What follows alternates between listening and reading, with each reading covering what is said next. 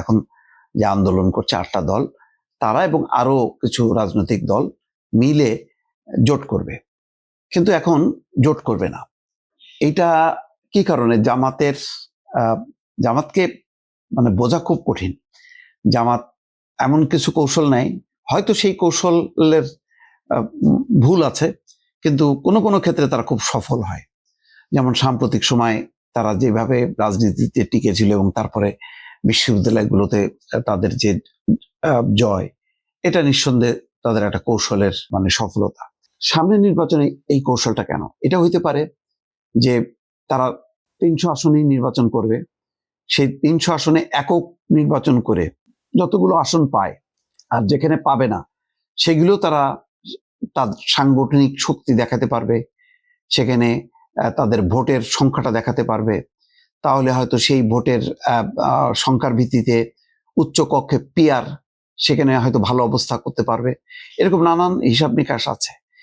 কিন্তু আমার যেটা মনে হয়, জোট না করলেও একটা সমঝোতা হয়তো করতে পারে। কোনো কোনো আসনে দেখা গেল যে বিএনপির মতন 237টা আসন, জামাত হয়তো 200 আসনে নির্বাচন করে 100টা আসনে সমমনা যে রাজনৈতিক দলগুলো আছে তাদেরকে ছাড় দিল। যেমন ইসলামী আন্দোলনকে 50টা দিল, অন্যান্য অংশকে কাউকে 10টা 20টা, এ অনুযায়ী সেই জায়গায় জামাত কোনো প্রার্থী দিল না, তার প্রতীকও থাকলো না, কিন্তু সেখানকার নেতা কর্মীরা হয়তো সেই দলকে জেতানোর জন্য প্রাণপণ চেষ্টা করবে।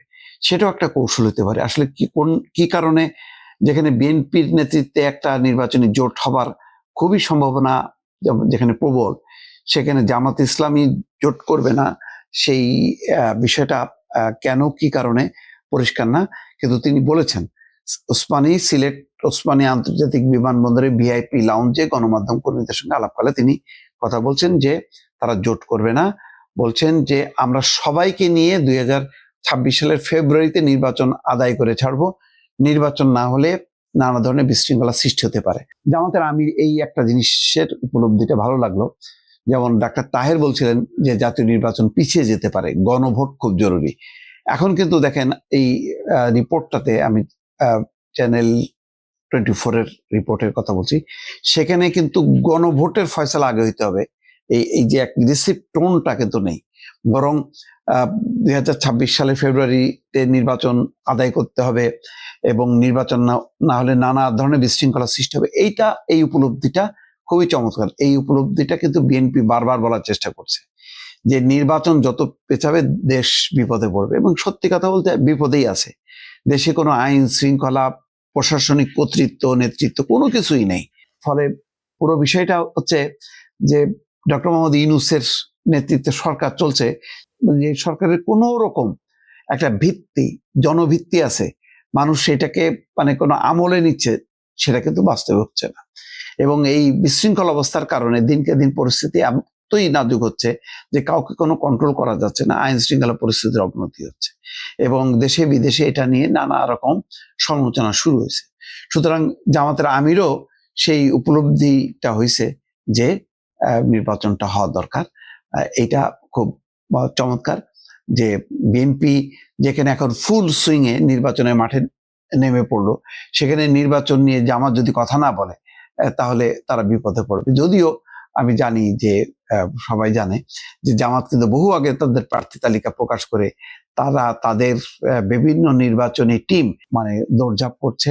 বিশেষ করে মহিলাদের যেই কর্মীরা, তারা একেবারে ঘরে ঘরে যে মেয়েদেরকে উদ্বুদ্ধ করতেছে এবং সেই ক্ষেত্রে যথেষ্ট তারা সফল হয়েছে। বিএনপি একটু দেরিতে হলেও তাদের টনক নড়েছে এবং তারা এখন প্রার্থী তালিকা দিয়ে তারা মাঠে।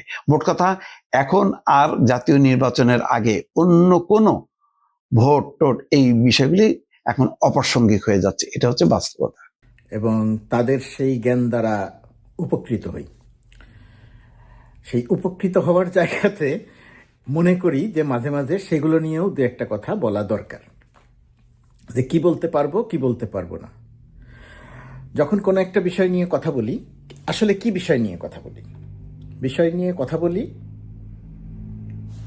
আওয়ামী লীগের যে মানবতা বিরোধী অপরাধ, পালিয়ে যাওয়া শেখ হাসিনার যে গণহত্যা,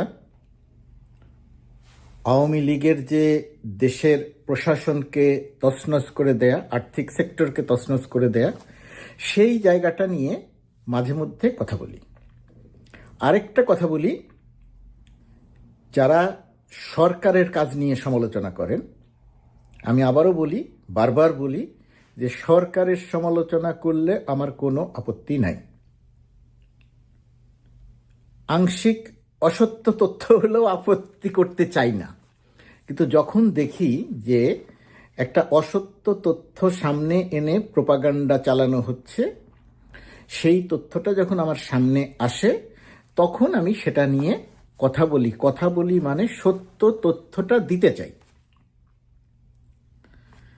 এই সত্য তথ্যটা দেওয়ার জন্য যখন কথা বলি, তখন যারা ওই অসত্য তথ্যটা চালান তারা একটা প্রশ্ন তোলেন।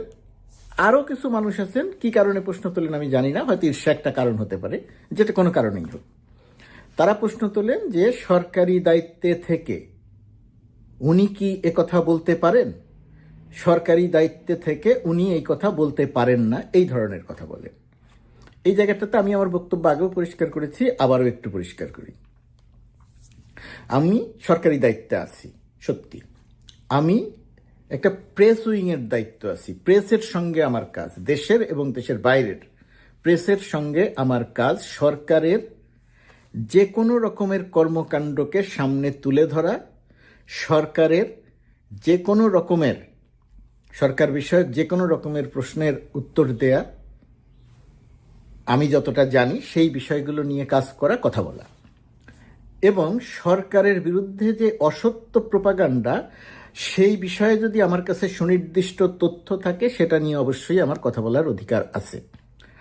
সরকারি কর্মচারী যারা সরকারি চাকরি করেন, তাদের যে সীমাবদ্ধতা, আর আমি যেহেতু বাইরে থেকে এসে সরকারের একটা দায়িত্বে আছি, আমার সেই সীমাবদ্ধতাটা এই জায়গাতে তেমন নয়। আমি অবশ্যই কথা বলতে পারি। আপনি অসত্য তথ্য দিবেন, আমি তার বিপরীতে সত্য তথ্যটা আপনাকে জানাতে পারি, দেশের মানুষকে জানাতে পারি। যেমন ধরেন, এই মুহূর্তের একটা প্রোপাগান্ডা চলছে। ভারতের কোনো অখ্যাত কাগজ টাগজে অনলাইনে লেখা হয়েছে যে ভারত বাংলাদেশের ৬২ কিলোমিটার জায়গা দখল করে নিয়েছে। বাংলাদেশেরও কোনো কোনো অখ্যাত বা যেটাই হোক, কেউ কেউ এটা সংবাদ প্রকাশ করেছে। এই সংবাদটি শতভাগ মিথ্যা বললে কম বলা হয়। এর মধ্যে যদি ধরেন 0.000000000% যদি সত্যি থাকতো, তাও একটা কথা ছিল। এরকম কোনো ঘটনা কোথাও ঘটে নাই। আওয়ামী লীগের একজন, মানে আওয়ামী লীগের পক্ষে সোচ্চার, ছাত্রলীগের রাজনীতি করতেন ডাক্তার আবুল হাসনাত মিল্টন, তিনি অস্ট্রেলিয়াতে থাকেন। তিনি পোস্ট দিয়েছেন যে বাংলাদেশের ৬২ কিলোমিটার এলাকা ভারত দখল করে নিয়েছে। এই যে ধরেন একটা মিথ্যা প্রোপাগান্ডা, এই মিথ্যা প্রোপাগান্ডাটা আমি জানি, আমার কাছে তথ্য আছে এবং আমি খুব নিশ্চিত করে জানি। তা আমি এটা বলতে পারবো না যে ভাই এই তথ্যটা সঠিক নয়, এরকম কোনো ঘটনা ঘটে নেই। তাহলে আপনি বলবেন যে এই দেখো সরকারের চাকরি করে কথা বলছে, মানে আমি সত্য তথ্যটা জানাতে পারবো না। কেন পারবো না সত্য তথ্যটা জানাতে? সত্যটা তো আমাকে জানাতে হবে। শেখ হাসিনা প্রতিদিন, পালিয়ে যাওয়া শেখ হাসিনা দিল্লিতে অবস্থান করে প্রতিদিন, প্রায় প্রতিদিন, আমি সবগুলো শুনি না, যখন যেটা সামনে আসে তখন সেটা শুনি, প্রতিদিন কথা বলছেন, কথা বলছেন পুরো অসত্য, মিথ্যা, শতভাগ মিথ্যা কথা বলছেন, যা পৃথিবীর কোথাও ঘটে নাই সেরকম কথা তিনি বলছেন। তা আমি সেখান থেকে বলতে পারবো না যে এই কথাগুলো অসত্য? শেখ হাসিনা গণহত্যা চালিয়ে পালিয়েছে, সেই কথা বলতে পারবো না?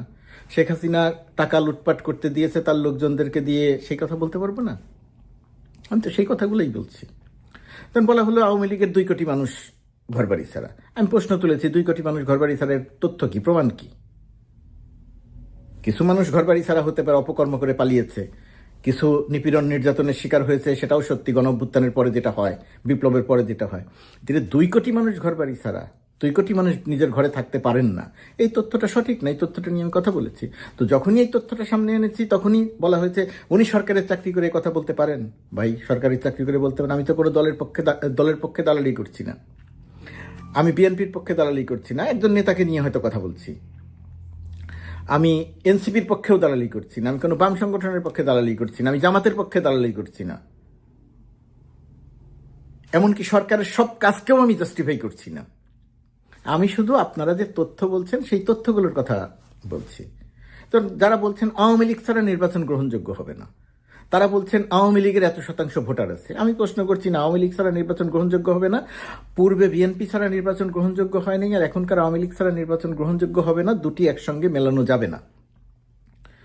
বিএনপি দেশে কোনো গণহত্যা করে নাই, বিএনপি মানবতা বিরোধী অপরাধ করে নাই, বিএনপি দেশ থেকে পালিয়ে যায় নাই মানুষ হত্যা করে।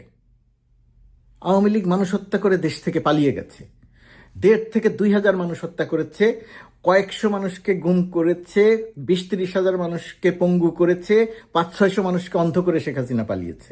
লুটপাটের কথা তো বাদই দিলাম, প্রতিষ্ঠান ধ্বংস করার কথা তো বাদই দিলাম। এই এত অপকর্ম করে যারা পালিয়েছে তো তাদের বিচার হবে। তাদের সঙ্গে আপনি বিএনপি বা অন্য কোনো দলের তুলনা করবেন কেন? যে তারা নির্বাচনে অংশ নেয় যাই দেখে আগের নির্বাচন গ্রহণযোগ্য হয় নাই, এখন যদি আওয়ামী লীগকে অংশ নেওয়ার সুযোগ দেয়া না হয় তাহলে সেই নির্বাচনও গ্রহণযোগ্য হবে না। আপনি এই কথা বলতে পারবেন আর আমি বলতে পারবো না যে আপনার এই কথাটা ভুল, এই কথাটা অসত্য। আওয়ামী লীগের সঙ্গে আপনি অন্য দলের তুলনা করতে পারেন না। হ্যাঁ, আওয়ামী লীগ মুক্তিযুদ্ধের সময়ের নেতৃত্ব দানকারী দল, সেটা নিয়ে আলাদা আলোচনা। শেখ মুজিব বাংলাদেশের মুক্তিযুদ্ধের খুব গুরুত্বপূর্ণ চরিত্র, এটা সেটা আলাদা আলোচনা। এরকম জিয়াউর রহমানও বাংলাদেশের মুক্তিযুদ্ধের অনেক অনেক গুরুত্বপূর্ণ আলোচনা, আরও অনেকে গুরুত্বপূর্ণ চরিত্র। আমি কারোর সঙ্গে কারো তুলনা করছি না, কিন্তু ইতিহাস তো একক না, তো এইগুলো নিয়ে কথা বলা যাবে না, আলোচনা করা যাবে না? আপনারা বলবেন আলোচনা করা যাবে না? যেমন জাতিসংঘে যখন ডক্টর ইউনূস আসলেন তখন আলোচনা করা হলো যে 104 জনের দল নিয়ে তিনি এসেছেন। তখন আমি সেটা নিয়ে কথা বললাম যে 104 জনের দল নিয়ে তিনি আসেন নাই, তিনি 62 জনের দল নিয়ে এসেছেন। আর বাকি যে সদস্যরা আছেন, আমরা যে তার অংশ ছিলাম, সেটা আমরা যুক্তরাষ্ট্রে অবস্থান করছি, সেখান থেকে আমরা সেখানে গিয়ে যোগ দিয়েছি। আমরা বাংলাদেশ থেকে বিমান ভাড়া নিয়ে এখানে আসি নেই। তো সরকারের থেকে কথা বলা যাবে না, কাজ করা যাবে না। আমি যে কথা বলছি সেই কথার জবাব দেন। বলা হচ্ছে যে আওয়ামী লীগের সময়ে বিদেশে লোক রাখা হতো সরকারি টাকায় দলের প্রোপাগান্ডা চালানোর জন্য, সরকারের প্রোপাগান্ডা চালানোর জন্য। এখনও ঠিক একই কাজ করা হচ্ছে। কোনো কোনো সাংবাদিকই কথা বলছেন, একদমই সঠিক নয়, একদম ভুল কথা। আমি সরকারের প্রোপাগান্ডা চালাচ্ছি না, সরকারের পক্ষ থেকে যে কাজগুলো করা হচ্ছে তার কিছু কিছু বলছি। আমি কোনো রাজনৈতিক দলের প্রোপাগান্ডা চালাচ্ছি না। আমি দেশ সম্পর্কে এবং সরকার সম্পর্কে যে ভুল তথ্য দেয়া হচ্ছে, অসত্য তথ্য দেয়া হচ্ছে, সেই কথাগুলো শুধু বলছি। আর বলছি আওয়ামী লীগের অপকর্মের কথা, মানবতা বিরোধী অপরাধের কথা, গণহত্যার কথা, লুটপাটের কথা, যে জিনিসগুলো আমরা চোখের সামনে দেখে এসেছি। আমরা গণ অভ্যুত্থানের ফসল, গণ অভ্যুত্থানের অংশীজন, সাংবাদিক হিসেবে, মাঠে রাজনৈতিক অ্যাক্টিভিস্ট হিসেবে নয়। তো সেই সাংবাদিক হিসেবে যা দেখেছি, সাংবাদিক হিসেবে যা পর্যালোচনা, সেটা নিয়ে কথা বলছি। হাসিনার অসত্য তথ্য নিয়ে কথা বলছি, আওয়ামী লীগের অসত্য তথ্য নিয়ে কথা বলছি। 13 তারিখে তারা লকডাউন না কি যেন করতে চায়, সেটা নিয়ে কথা বলবো। কোথাও কোনো কিছু ঘটবে না, বিচার হবে, রায় হবে, কার্যকর হবে। আওয়ামী লীগের বিচার চলছে, একটা অপরাধী দল, অপরাধী নেতা, তো তাদেরকে নিয়ে কথা বলা যাবে না। তাদের ছাড়া নির্বাচন গ্রহণযোগ্য হবে না, এই তত্ত্ব আপনারা প্রচার করবেন। একটা গণহত্যাকারী দল, মানবতা বিরোধী অপরাধের যে দল, সেই দলেরকে নির্বাচনের সুযোগ দিতে হবে, তাদের বিচার করা যাবে না, এটা নিয়ে আপনারা তথ্য প্রচার করবেন। আর আমি যদি সেটা নিয়ে তথ্য দিয়ে কথা বলি যে কেন সেটা নিয়ে আওয়ামী লীগের সঙ্গে বিএনপির মেলানো যাবে না, পূর্বের সঙ্গে এখনকার আলোচনাটা ঠিক করে করা যাবে, ঠিক মতো করলে সেটা ঠিক হবে না, এই তথ্যগুলোর জবাব দিতে পারবেন না। আপনারা বলবেন যে দেখো সরকারি টাকায় রাজনৈতিক প্রোপাগান্ডা চালাচ্ছে। কোনো রাজনৈতিক প্রোপাগান্ডা চালাচ্ছি না, সরকারি টাকায় সরকারের কাজ করছি, সরকারি টাকায় দেশের জনগণকে সত্য তথ্য জানাচ্ছি, সরকারি টাকায় দেশের জনগণকে অসত্য তথ্যের বিপরীতে সত্য তথ্যটা দিচ্ছি। যে জনগণ, এদেশের যে জনগণ আওয়ামী লীগকে বিতাড়িত করেছে, সেই বিতাড়িত আওয়ামী লীগকে যখন নিরপরাধ হিসেবে দেখানোর চেষ্টা করা হয়, নির্বাচনে অংশগ্রহণ করতে দেয়ার বিশিষ্ট মুক্তিযোদ্ধা আসাদুজ্জামান কামাল কিছু বিস্ফোরক তথ্য দিয়েছেন। তার একটি হলো যে বর্তমান যে সেনা প্রধান জেনারেল ওয়াকার খান, তিনি সিআইএর পেইড এজেন্ট ছিলেন। এই ফাঁকে একটু বলে নি প্রিয় দর্শক, আমি জেনারেল ওয়াকার খান বলি, অনেকেই বলেছেন যে ভাই ওনার নাম তো ওয়াকারুজ্জামান, আপনি কেন খান বলেন? আমি আসলে আইয়ুব খান, ইয়াহিয়া খানের প্রেতাত্মা হিসেবে জেনারেল ওয়াকার খান বলি। পাকিস্তানের প্রেতাত্মা, মুক্তিযুদ্ধের বিরোধী একজন সেনাপতি। এই কারণেই আমি জেনারেল ওয়াকার খান বলি, আমি তার প্রকৃত নামটা জানি। যাই হোক, আমাদের আসাদুজ্জামান কামাল সাহেব যে তথ্যটি দিয়েছেন, সেই তথ্যটির সাথে যদি আমরা গত বছরের আগস্টের শেষ সময়টা একটু মিলিয়ে নিই, তাহলে এই আসাদুজ্জামান কামালের এই সাক্ষাৎকার যেটি দিয়েছেন, এবং এই সাক্ষাৎকারটির সত্যতা নিয়েও কিন্তু কথা উঠেছে। অনেকে বলেছেন যে তিনি হঠাৎ এতদিন পরে এটা বললেন, কিন্তু আমি যতটুকু খোঁজ নিয়েছি, আমি বিভিন্ন পর্যায়ে খোঁজ নিয়েছি যে এটা it's true, what E shed is true, এবং এটা একটা অফিসিয়াল ভার্সন, এটা তার ব্যক্তিগত কোনো কথা না। এবার আমি আপনাদের একটু দুয়ে দুয়ে চার মেলাতে বলবো। 3 তারিখে বঙ্গভবনে দীর্ঘ একটা বৈঠক হয়েছিল প্রধানমন্ত্রীর সাথে। সেখানে সেনা প্রধান ছিলেন, বিভিন্ন বাহিনীর প্রধান ছিলেন, নিরাপত্তা বাহিনীর প্রধান ছিলেন, পুলিশের আইজিপি ছিলেন। তো দীর্ঘ মিটিং শেষে সেই মিটিং এ আলোচনা হয়েছিল যে গণভবনের নিরাপত্তা পুলিশ নিশ্চিত করবে এবং পুলিশ বিভিন্ন রাস্তায় থাকবে, কিন্তু ওয়াকার অনেকটা যেচে পড়েই বলেন যে না, গণভবনের নিশ্চয়তা সেনাবাহিনী প্রদান করবে এবং বাংলাদেশের এবং ঢাকার যতগুলো প্রবেশ পথ আছে, 8টা বোধহয়, এই প্রত্যেকটা প্রবেশ পথে সেনাবাহিনী অবস্থান করবে এবং তারা এই সব মব টপ কন্ট্রোল করবে, কিচ্ছু হবে না। তো এই ডিসিশনটা, এইটা কিন্তু 3 তারিখের ডিসিশন। 4 তারিখে রিকনফার্মড। 4 তারিখে এই স্বরাষ্ট্রমন্ত্রী যখন রাতে জিজ্ঞেস করেন যে আপনি নিশ্চিত, এবং পুলিশের আইজিকে তখন তিনি বলেন যে আপনি এই সেনাবাহিনীর চিফের সাথে কথা বলে সব ঠিক করেন। তার মানে জেনারেল ওয়াকার খুব সুপরিকল্পিতভাবে সবাইকে বিভ্রান্ত করেছে। এবং 5 তারিখের ঘটনা তো আপনারা জানেন, পুলিশের তেমন কোনো সক্রিয়তা দেখা যায়নি। পুলিশ আসলে এক পর্যায়ে নিরুপায় ছিল, কারণ সেনাবাহিনীর পক্ষ থেকে আন্দোলনকারীদের কাছে খবর চলে গেছে, মেসেজ চলে গেছে যে তোমরা বিনা বাধায় ঢাকায় প্রবেশ করো, এবং সেনাবাহিনীকে নিষ্ক্রিয় করে রাখা হয়েছিল। সেনাবাহিনী কোনো বাধা প্রদান করেনি। তার মানে আন্দোলনকারীদের সাথে জেনারেল ওয়াকারের একটা আন্ডারস্ট্যান্ডিং ছিল। এই আন্ডারস্ট্যান্ডিং এর সাথে আমি যদি কামাল সাহেবের এই সিআইএ পেইড এজেন্ট এটা একটু মিলাতে যাই, এবং তিনি বলেছেন যে তারা জানতেন না, গোয়েন্দা সংস্থা তাদের জানায়নি। এইখানে একটা ইনফরমেশন একটু খুব জরুরি দরকার, যে জেনারেল ওয়াকার ছাত্র জীবন থেকে শিবিরের রাজনীতির একদম সর্বোচ্চ পর্যায়ে জড়িত ছিল, যেটাকে সদস্য বলে, সাথী সদস্য। শিবিরের সদস্য অনেক উপরের পর্যায়ে, বা সাথী হোয়াট এভার, শিবিরের সে সর্বোচ্চ পর্যায়ে ছিল, এবং অল থ্রু আর্মিতে থাকাকালীন সে জামাতের লিঙ্কটা মেনটেন করেছে, এবং জামাতের যে গোলাম আজমের ছেলে রয়েছে, যুদ্ধ অপরাধী গোলাম আজমের পুত্র, একসময় বরখাস্ত হয়েছিলেন ব্রিগেডিয়ার আজমি, তার সাথে কিন্তু তিনি সব সময় সুসম্পর্ক বজায় রাখতেন এবং এই জামাতি লিঙ্কটা বজায় রাখতেন। যেদিন 2024 সালের 23শে জুন সরকারের অর্ডার হয়েছিল যে জেনারেল ওয়াকার সেনাপ্রধান হবে, সেই দিন জামাত মিষ্টিমুখ করেছিল তাদের বিভিন্ন পর্যায়ে, এবং সেনাবাহিনীতে কিন্তু একটা মোরালে সবাই জানতো জেনারেল শফিউদ্দিনের পরে কে সেনাপ্রধান হবে, এটা নিয়ে যখন আলোচনা হতো জানতো যে জেনারেল ওয়াকার হবে। সুতরাং জেনারেল ওয়াকার টার্গেট করা ছিল যে জেনারেল ওয়াকার দায়িত্ব নিলেই বাকি ঘটনাগুলো ঘটানো হবে। এবং জেনারেল ওয়াকার যেদিন দায়িত্ব নেয়, সেদিন আমাকে একজন উচ্চ পদস্থ সামরিক কর্মকর্তা বলেছিলেন যে মাত্র 2 মাসও লাগবে না, তার মধ্যেই দেখতে পারবেন ওয়াকার কি মাল। সো 2 মাসও কিন্তু লাগেনি। আমার সেই সামরিক কর্মকর্তার কথাটা খুব কানে বাজে যে 2 মাসও লাগবে না। সো ঘটনাটা ওখানেই হয়েছে। সিআইএ কিভাবে এখানে জড়িত হলো, বা ওয়াকার কি করে সিআইএর এজেন্ট হলো, সেটা নিয়ে আমি যদি একটু কথা বলি। বাংলাদেশে এই সিআইএর যে রেজিম চেঞ্জ, সেই প্ল্যানটা কিন্তু অনেক দিন ধরেই চলছিল। 2018 থেকে ধীর লয় শুরু হয়েছে, 2022-এ এসে এটা অনেক স্ট্রং হয়েছিল।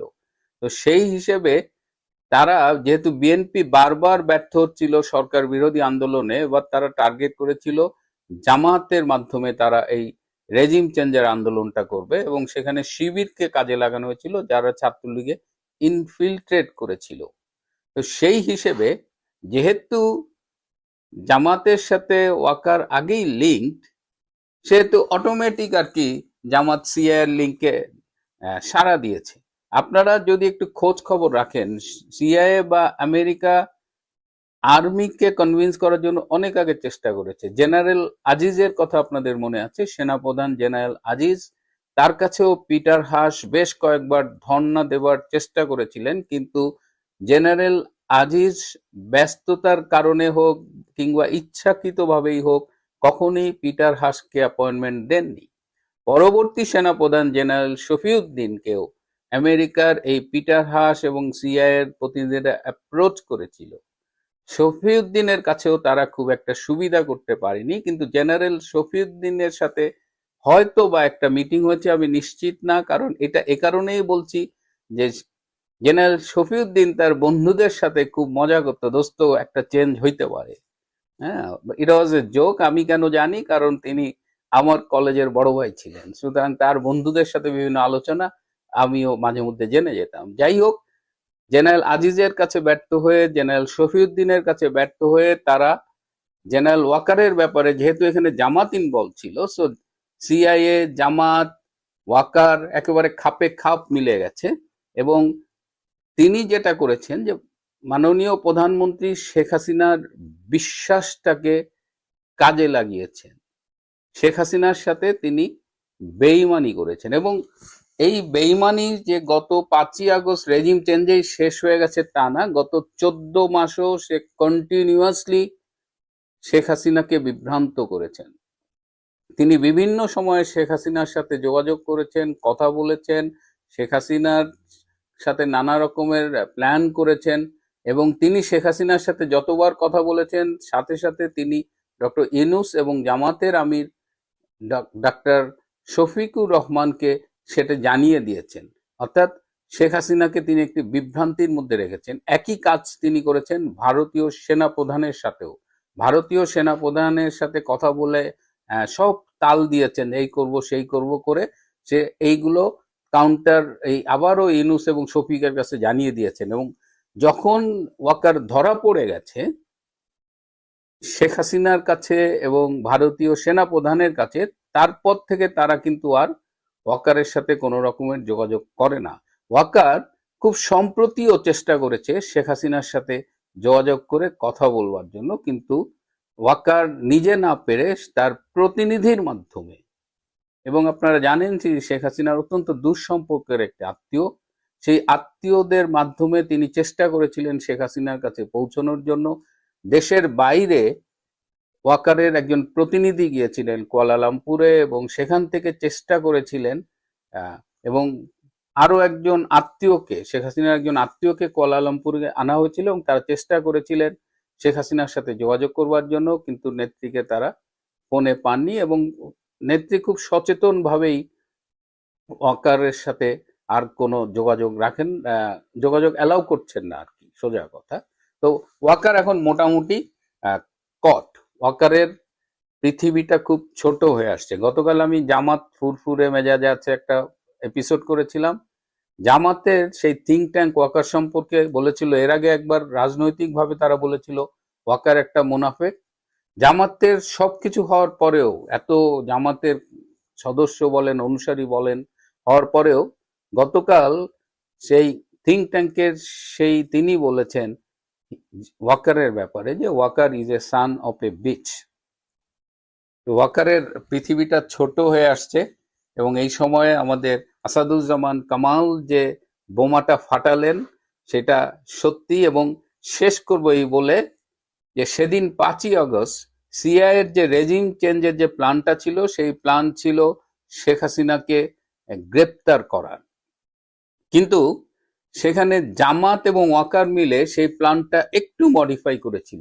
জানেন কি মডিফিকেশন? তারা ঠিক করেছিল গণভবনে ছাত্র জনতা ঢুকে শেখ হাসিনাকে চূড়ান্ত অসম্মান করে নৃশংসভাবে হত্যা করে রাজপথে ঝুলিয়ে রাখা।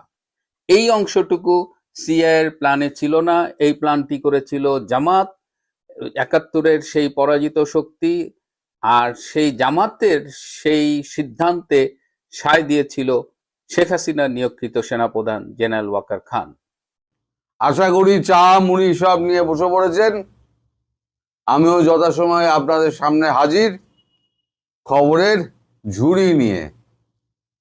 এখন আপনারা বলবেন যে খবর কি কি আছে, এবারে আস্তে আস্তে বলুন। আমি বলবো খবর তো একটাই, সেটা হচ্ছে আপনাদের দেশের প্রধানমন্ত্রী শেখ হাসিনা আপনারা পাগল করে দিচ্ছিলেন। কবে ফিরবেন কবে ফিরবেন প্রিয় নেত্রী, কবে ফিরবেন? শেখ হাসিনার ফেরার দিনক্ষণ ঠিক হয়ে গিয়েছে। দিনক্ষণ ঠিক হয়েছে মানে ভারতবর্ষের পক্ষ থেকে বলে দেওয়া হয়েছে আপনি এবার চলুন, এবার আপনার যাওয়ার সময় হয়ে গিয়েছে। পরবর্তী ক্ষেত্রগুলো তো আমি আগে বলছি, পরে বলছি। এই তো খবরের ঘনঘটা, আমি তাই তাল পাকিয়ে যাচ্ছে কোনটা আগে বলবো কোনটা পরে বলবো। তা আমার দুর্মুখেরা তো নানান রকম মানে সমস্ত পোস্টের নিচে লিখে পাঠিয়েছে। এখন তাদের দেখার দায়িত্ব হচ্ছে আপনাদের। যখন প্রধানমন্ত্রী যখন ফিরে যাবেন তখন তাদের দেখার দায়িত্ব আপনাদের। এবারে এখন কি কি অবস্থার মধ্যে দিয়ে হঠাৎ এইটা সৃষ্টি হলো দেখুন। আন্তর্জাতিক মহলে একটা ঘটনা তো চর্চা বহুদিন ধরে ভারত ঘটাচ্ছিল কূটনৈতিক মহলে, যার জন্য আমেরিকা পাশ থেকে সরে গেল। আমি অনেক আগে থেকে বলে যাচ্ছি যে আমেরিকা যতদিন না বাংলাদেশ থেকে পা ওঠাবে ততদিন পর্যন্ত কোনো কিছুই হবে না। এখন আমেরিকা আলটিমেটলি পাটা তুলে নিয়েছে, সেটা আপনারাও নিশ্চয়ই বুঝতে পারছেন ঘটনাক্রমে।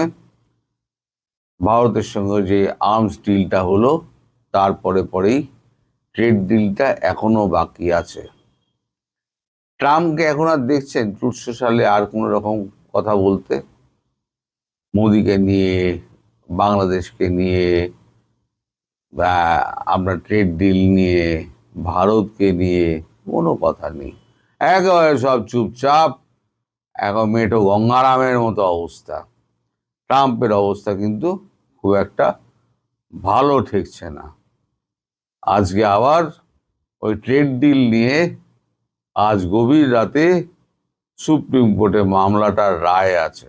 সেই মামলাটা যদি উনি হারেন তারপরে $200 ট্রিলিয়ন উনি যেটা সমস্ত জায়গা থেকে এদিক ওদিক থেকে যে সমস্ত ঝেড়েছিলেন না ট্রেড ডিলের নামে বা ট্যারিফের নামে, সব ফেরত দিতে হবে।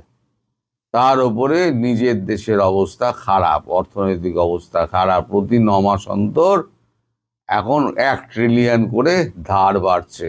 আমেরিকার অবস্থা খুব খারাপ। এই অবস্থায় সিআইএ কে দিয়ে আবার নতুন করে কোনো কিছু করা মানে ট্রাম্পের পক্ষে সেটা অসাধ্য। তার জন্য সিআইএ তুলসী গ্যাবার্ড আগে থেকে পরিষ্কার বলে দিয়েছেন যে আমরা আর এসবের মধ্যে রেজিম চেঞ্জ ফেঞ্জের মধ্যে নেই। যা করে গেছে আগের সরকার করে গেছে, আমাদের সরকার আর এর মধ্যে নেই। এখন যত আপনার দেশের মধ্যে এই সমস্ত বিরোধী গোষ্ঠী ছিল সেই বিরোধী গোষ্ঠী অনেকটা চুপ। ভারত এখন ঠিক করেছে যে ডিরেক্ট অ্যাকশনে যাবে। একদিক দিয়ে ইনভাইট করবে, একদিক দিয়ে ডিরেক্ট অ্যাকশন করবে। এই যে আপনাদের ওই ওয়াকারুজ্জামান কদিন আগে হেলিকপ্টারে চড়ে ওই চট্টগ্রামের নদী গেছিলেন না, ওখানে কি করতে গেছিলেন?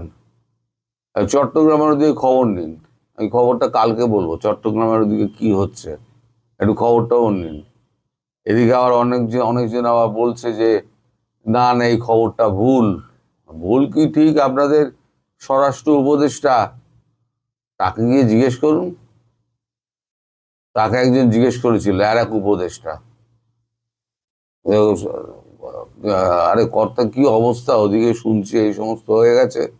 আরে কি পোলাপাইনের মতো কথা কন, খাইছে তো 62 কিলোমিটার, আমি তো বলেছি 52। আপনার স্বরাষ্ট্র উপদেষ্টা তিনি বলছেন 62 কিলোমিটার, কালকে রাত্রিরে ছিল, আজকে সেটা কত হয়েছে সেটা আমি এখনো জানিনি, খোঁজ খবর নিইনি, আমি সারাদিন ধরে এই চক্করে ব্যস্ত আছি। এখন প্রধানমন্ত্রীকে বলা হয়েছিল আপনি তাহলে চলুন, আমরা তাহলে এখন ট্রুপ নামিয়ে দিচ্ছি, আমার ট্রুপ নামিয়ে দিতে আমরা রেডি আছি, আর ট্রুপ নামানোর পরে আমাদের কাজ আমরা 15 মিনিট থেকে 20 মিনিটের মধ্যে আমরা সেরে ফেলবো। উনি বললেন যে আমাদের দেশের জনগণ আমাকে গ্রহণ করার জন্য কতটা প্রস্তুত সেটা আমি 13 তারিখ আমি দেখে নিতে চাই। মানে 13 তারিখ আপনাদের যে বনটা ডেকেছে, উনি বনটা ডেকেছেন তো আসল উনি, নানক তো কেউ না, নানককে দিয়ে বলানো হয়েছে। তা এই বনটা কতটা সফল হয় তার উপরে উনি বিবেচনা করবেন যে উনি কবে ফিরবেন। উনি চাইছেন, দেখুন 95, সোজা কথা, 95% কাজ ভারত করে রেখে দিয়েছে, 5% কাজ উনি নিজে করতে চাইছেন আর আওয়ামী লীগকে দিয়ে করাতে চাইছেন। এবার আপনারা বুঝে নিন যে 13 তারিখে আপনাদের কিভাবে পথে নামতে হবে এবং হরতালটাকে কিভাবে সফল করতে হবে। ওই জন্য বললাম উঠুন, জাগুন, এবার প্রধানমন্ত্রীকে স্বাগত জানাবার জন্য বিমানবন্দরের দিকে চলুন। এই গেল ওনার কথা, ওনার যে বক্তব্য।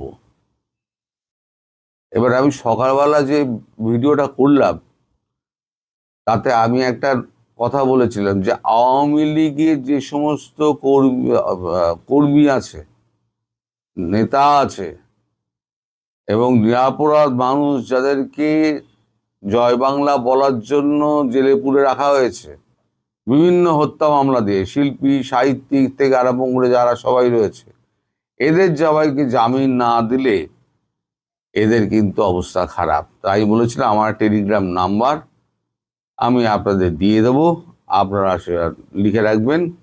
আমার টেলিগ্রাম নাম্বারটাই বলে দিচ্ছি, 9123 640 613। 9123 640 613, এটা আমার টেলিগ্রাম নাম্বার। এই টেলিগ্রাম নাম্বারে আপনি আমার কলে পাবেন না, শুধু আপনারা মেসেজ পাঠিয়ে রাখবেন। ব্যক্তিগতভাবে ফোন করে আমার একটা দুটো করে নাম বললে, কেউ একজন ফোন করেছিলেন টিটু সাহা, তিনি আমায় বললেন যে শ্যামল ঘোষ এই নামটা একটুখানি আপনি মাথায় রাখবেন। এরকমভাবে বললে পরে আমার মাথায় থাকবে না, আমার মাথা থেকে বেরিয়ে যাবে, কারণ এত নামের ভিড় থেকে বুঝতেই পারছি হাজার হাজার মানুষ আছে। আমি যাদেরকে চিনি তাদের লেখার দরকার নেই, কিন্তু যাদেরকে চিনি না সেই সংখ্যাই তো 99.9%, তাদের নাম আমি তো জানবো না। সুতরাং আপনারা একটু লিখে পাঠাবেন। এবার 13 তারিখের আগে ধীরে ধীরে মাঠ খালি করার চেষ্টা করা হচ্ছে, মানে চেষ্টা করা হচ্ছে, মাঠ খালি হয়ে যাচ্ছে।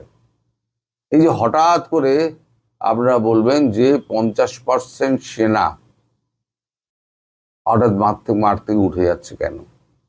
রয়েছে তো 1030 সেনা রয়েছে মাঠে, তার মধ্যে 50% উঠে যাচ্ছে এবং ধাপে ধাপে বাকিটাও 13 তারিখের আগে উঠে যাবে। কেন? এটা হচ্ছে স্বয়ং পেন্টাগনের নির্দেশ। এখান থেকে যেভাবে পেন্টাগনকে বলা হচ্ছে, পেন্টাগন ওখান থেকে সেইভাবে বলছেন, নইলে পরে এই জিনিসটা হতো না। আজকে সকাল থেকে সব ফেরা শুরু হয়ে গিয়েছে এবং বাকিটুকু যেটুকু আছে 13 তারিখের পর আগে সেটাও তারা ফিরিয়ে নেবে। ফলে 13 তারিখ হচ্ছে মাঠ ফাঁকা। বাংলাদেশ পুলিশকে বলে দেওয়া হয়েছে তোমাদের কি কর্তব্য, কি করবে না করবে, সুতরাং অ্যারেস্ট ফ্যারেস্টের ভয়টাই আর করবেন না। ওই জন্য বললাম আপনাদের একটু প্রোঅ্যাক্টিভ হতে হবে, আপনারা একটু প্রোঅ্যাক্টিভ হন, আপনার নেত্রীর জন্য কতটা আপনারা তৈরি হয়েছেন সেটাও দেখতে হবে। হতো আওয়ামী লীগ নিয়ে অতটা চিন্তিত নয় যতটা চিন্তিত টকশোর কয়েকজন আলোচক। তারা এতটাই চিন্তিত যে শেক্সপিয়ারের কালজয়ী নাটক Hamlet, the tragedy of Hamlet, Prince of Denmark, এই কালজয়ী নাটকটি বাংলাদেশের টকশো পর্যন্ত এসে পৌঁছে উপন্যাসে পরিণত হয়েছে। যাই হোক, যারা এই আওয়ামী লীগ নিয়ে চিন্তিত সেটা নিয়ে আমার কোনো আপত্তি নেই।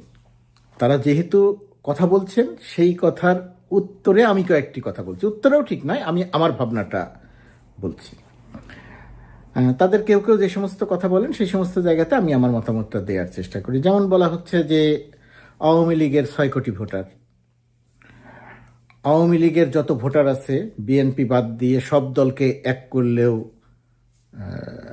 এত ভোট হবে না। আওয়ামী লীগ বাংলাদেশের সবচেয়ে বড় রাজনৈতিক দল, ওই আওয়ামী লীগ ছাড়া নির্বাচন গ্রহণযোগ্য হতে পারে না। এই যে তত্ত্ব, অর্থাৎ আওয়ামী লীগ বড় রাজনৈতিক দল, তার বিশাল ভোট, বিশাল কর্মী বাহিনী, বহু কিছু, সব কিছুই বিশাল। এই এখন যারা টকশোতে এই কথা বলছেন যে আওয়ামী লীগকে নির্বাচনে অংশ নেওয়ার সুযোগ দেওয়া দরকার, তারা কিন্তু বলছে না যে কোন প্রক্রিয়াতে আওয়ামী লীগকে নির্বাচনে সুযোগ দিতে হবে। সেই আলোচনায় আসার আগে শুধু বলে রাখি, এই আলোচকদের কেউ কেউ জুলাইয়ে যখন শেখ হাসিনা গণহত্যা চালাচ্ছিল তখনও ছাত্র জনতার আন্দোলনকে সন্ত্রাসী হিসেবে বলে শেখ হাসিনাকে একমাত্র নেতা হিসেবে উপস্থাপন করা হচ্ছিল। এদের কথা যদি শোনা হতো তাহলে বাংলাদেশে গণ অভ্যুত্থান বা বিপ্লব হতো না, শেখ হাসিনাকে 5 আগস্ট পালিয়ে যেতে হতো না, ছাত্র জনতার বিজয় হতো না, দেশের মানুষের বিজয় হতো না। তো যেহেতু ছাত্র জনতার বিজয় হয়েছে, হাসিনা পালিয়ে গেছে, সেই কারণে অনেকের মনে অনেক কষ্ট এবং দুঃখ রয়ে গেছে। সেই দুঃখের থেকে তারা হাসিনার চেয়েও বড় আওয়ামী লীগ প্রেমী হয়ে গেছে যে নির্বাচন গ্রহণযোগ্য হবে না। তো এখন তারা যদি বা তাদের কাছে যদি তখন এই গণঅভ্যুত্থানের নেতৃত্বদানকারীরা জানতে চাইতো যে এখন কি করা উচিত, আমরা কি আওয়ামী লীগের বিরুদ্ধে আন্দোলন করব, তখন তারা কি বলতেন জানেন? তখন তারা বলতো না না না, তোমরা আন্দোলন করে পারবে না, আওয়ামী লীগ অনেক বড় সংগঠন, তার বিশাল কর্মী বাহিনী, তার প্রতিটি গ্রামে কর্মী আছে, নেতা আছে, লাখ লাখ ভোটার আছে, এদের সঙ্গে তোমরা পারবে না, এদের বিরুদ্ধে তোমরা আন্দোলন করো না। মানে তাদের কথা অনুযায়ী, তাদের এখনকার বক্তব্য অনুযায়ী এত বড় রাজনৈতিক দল, যে রাজনৈতিক দল ছাড়া নির্বাচন গ্রহণযোগ্য হবে না, তাহলে তো সেই রাজনৈতিক দলের বিরুদ্ধে আন্দোলন করাটাও ঠিক ছিল না তাদের কথা অনুযায়ী। সেই রাজনৈতিক দলটির নেতাদেরকে ক্ষমতার পতন ঘটানো তো তাহলে ঠিক ছিল না। সেই রাজনৈতিক দলটির নেতাদের পালিয়ে যেতে বাধ্য করাও তো ঠিক ছিল না। তারা গণহত্যা চালিয়েছে, আরও গণহত্যা চালাবে, যেহেতু তারা বড় দল, যেহেতু তাদের ভোট আছে, সেই কারণে তারা ক্ষমতা এইভাবেই থাকবে। টকশো যারা আলোচনা করছে তাদের বক্তব্য অনেকটা ওই রকম, যেহেতু বড় দল, যেহেতু ভোট আছে, যেহেতু কর্মী আছে, সেই কারণে তাদের বিরুদ্ধে আন্দোলন করা যাবে না। তারা সম্ভব হলে যারা আন্দোলন করেছে তাদেরকে এই কথাটাই বলতো, কিন্তু এই কথাটা বলার সুযোগ হয়নি।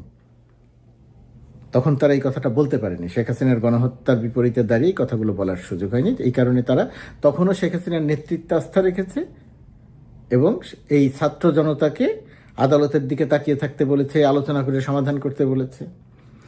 তো এইরকম একটা অবস্থার মধ্যে এখন তারা নানাবিধ উপায়ে এই কথাগুলো বলে যাওয়ার চেষ্টা করছেন। যেমন যখনই রাজনীতিতে একটা অরাজকতা তৈরি হয় বা তৈরি হওয়ার সম্ভাবনা দেখা যায়, তারা খুবই উৎফুল্ল হয় তখন। আবার যখনই একটা মীমাংসিত জায়গাতে যাওয়ার চেষ্টা হয় তাদের একটু মন খারাপ হয়। যেমন ধরেন বিএনপির সঙ্গে সরকারের একটা টানাপোড়েন যখন শুরু হলো, জুনের নির্বাচন আর ডিসেম্বরের নির্বাচন বিএনপির এই দাবি যখন করলো, ডক্টর ইউনূস লন্ডনে গেলেন এবং সেখানে তারেক রহমানের সঙ্গে বৈঠক করে রাজনীতিতে একটা স্থিতিশীল অবস্থা তৈরি করলেন যে জুনের নির্বাচনের কথাও থাকলো না, ডিসেম্বরের কথাও থাকলো না, নির্বাচন ফেব্রুয়ারিতে। এটা নিয়ে অনেকেই খুব গোস্বা করলেন। তারা বললেন ডক্টর ইউনূস তারেক জিয়াকে বিক্রি করলো, এক বেচা দিল, আরও নাকি 6 বেচা 7 বেচা দিবে। কারণটা কি? কারণটা হচ্ছে তারেক জিয়া রাজনীতিতে যে উত্তেজনা ছিল সেই উত্তেজনাটাকে স্থিমিত করে সরকারের সঙ্গে বৈঠক করে নির্বাচনটা নিশ্চিত করলেন। এটাতে তাদের অনেক মন খারাপ। তারা যদি নির্বাচন নিয়ে অনিশ্চয়তা থাকতো তাহলে তারা খুব খুশি হতো। খেয়াল করে দেখবেন, এনসিপি শাপলা প্রতীক চেয়েছে, নির্বাচন কমিশন দিতে চায়নি। এটা নিয়ে একটা টানাপোড়েন চলছে, এনসিপি নির্বাচন করবে না, এনসিপিকে বাদ দিয়ে নির্বাচন হবে না, ইত্যাদি ইত্যাদি অনেক কড়া কড়া কথা বলেছে তারা। এতে তারা খুব উৎফুল্ল ছিল যে এনসিপির সঙ্গে সরকারের দূরত্ব, এনসিপির সঙ্গে নির্বাচন কমিশনের দূরত্ব, এই যদি একটা তালগোল পাকানো গেল তারা খুবই খুশি। যখন এনসিপিকে শাপলাকলি দিতে চাওয়া হলো, প্রথম অবস্থায় তারা একটু রাজি না হতে চাইলেও তখন অন্যরা তাদেরকে শিশু ইত্যাদি ইত্যাদি বলে তুচ্ছতাচ্ছিল্য করলো। যখনই এনসিপি রাজি হয়ে গেল যে আমরা শাপলাকলি নিব, তখন আবার এদের একটু মন খারাপ হলো। কারণটা কি? এই আলোচকদের মন খারাপ হয়ে গেল তার কারণ তাদের যে একটা অস্থিরতা তৈরির যে সম্ভাবনা দেখা দিল সেটা আর থাকলো না। তারা একদম নিশ্চিত ছিল যে নির্বাচন দিবে না ডক্টর ইউনূস, 5 বছরেও দিবে না। কেউ কেউ বলেছে লিখে নেন নির্বাচন দিবে না। কিন্তু নির্বাচন যতই ঘনিয়ে আসছে ততই কি বলে তাদের নতুন নতুন তত্ত্ব আবিষ্কার করার চেষ্টা হচ্ছে। এই যে তারেক জিয়া ফিরছে না, এটা নিয়ে তাদের চিন্তার কোনো শেষ নাই। বিএনপির সঙ্গে যখন এনসিপির দূরত্ব তৈরি হয় তখন তারা খুব উৎফুল্ল হয়। আবার যখন বাস্তবে কি ঘটছে জানি না, কিন্তু যখন গণমাধ্যমে সংবাদ প্রকাশিত হয় বা দেখা যায় যে হ্যাঁ এনসিপির সঙ্গে হয়তো বিএনপির একটা আলোচনা চলছে, হয়তোবা, জানি না আমি, হয়তোবা চলছে, হয়তোবা এক ধরনের একটা সমঝোতা হচ্ছে বা কিছু একটা হচ্ছে, তখন তারা খুব মন খারাপ করে। এরা যদি বিএনপির সঙ্গে যায় তাহলে এনসিপি হারিয়ে যাবে, ইত্যাদি ইত্যাদি কথা বলা হয়। তো যখনই রাজনীতিতে কোনো একটা সুস্থ ধারা বা একটা রাজনৈতিক দলগুলোর মধ্যে একটা ঐক্যমত্য তৈরি হওয়ার একটা সম্ভাবনা দেখা দেয়, তখনই এদের মন খুব খারাপ হয়। তারা খুবই উৎফুল্ল যে জুলাই সনদ নিয়ে রাজনৈতিক দলগুলো একমত হতে পারেনি, এতে তারা খুবই আনন্দিত।